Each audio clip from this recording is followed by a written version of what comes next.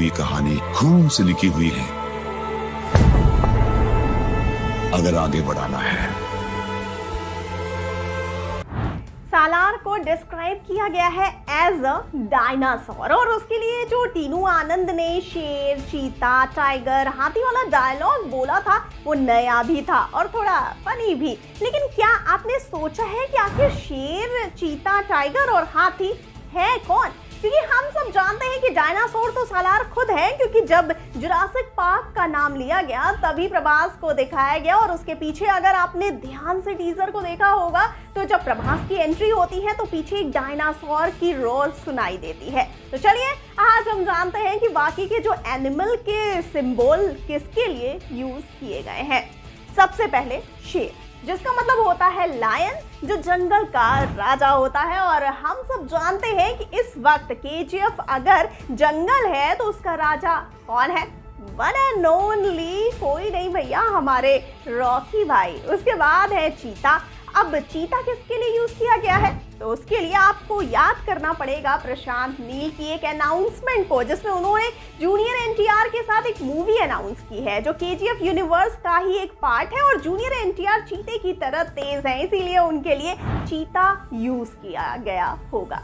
उसके बाद tiger, KGF universe के लिए प्रशांत नील ने तो श्री मुरली के साथ एक फिल्म साइन की है जिसका नाम है बगीरा और बगीरा का मतलब होता है टाइगर, इसीलिए यहाँ पर टाइगर यूज हुआ है बगीरा के लिए। अब टाइगर, चीता और लायन, ये तो पता चल गया कि ये सारे या तो मेन कैरेक्टर रह चुके हैं या मेन कैरेक्टर बनने वाले हैं, लेकिन हाथी किसके लिए यूज किया गया है?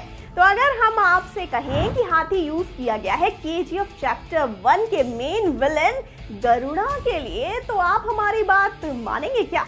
मान भी सकते हैं क्योंकि यूनिवर्स तो एक ही है, लेकिन हमारे पास इस बात के लिए 2 प्रूफ भी है, जिसमें से पहला है सालार की कास्ट। सालार की कास्ट में गरुड़ा का कैरेक्टर प्ले करने वाले एक्टर का नाम मौजूद है और दूसरा रीजन ये है कि केजीएफ चैप्टर 1 में गरुड़ा को एज अ हाथी डिस्क्राइब किया गया है। आपको याद होगा हाथी को मार गिराने वाला डायलॉग और उसके बाद जब गुरु पांड्यन कहता है कि रॉकी गरुड़ा को नहीं मार सकता क्योंकि गरुड़ा हाथी जितना है और रॉकी चींटी है, तभी एंड्रूज बोलता है लेकिन अगर एक चींटी हाथी के कान में घुस जाए तो उसे मार भी सकती है। तो यहाँ पर 2 बार गरुड़ा को एज अ हाथी डिस्क्राइब किया गया है, तो हाथी यूज किया गया है गरुड़ा के लिए।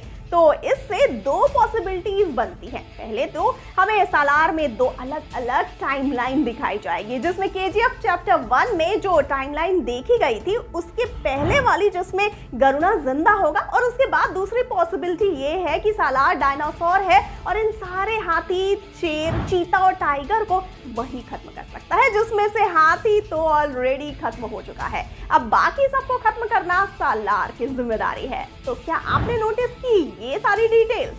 अगर इसमें से एक भी की ना तो कमेंट सेक्शन में जरूर बताइए और जाते जाते इस वाले वीडियो को कर दीजिए लाइक और शेयर और चैनल को सब्सक्राइब करना बिल्कुल ना भूलिए और मुझे यानी कि श्रुति को दीजिए इजाजत। नमस्कार।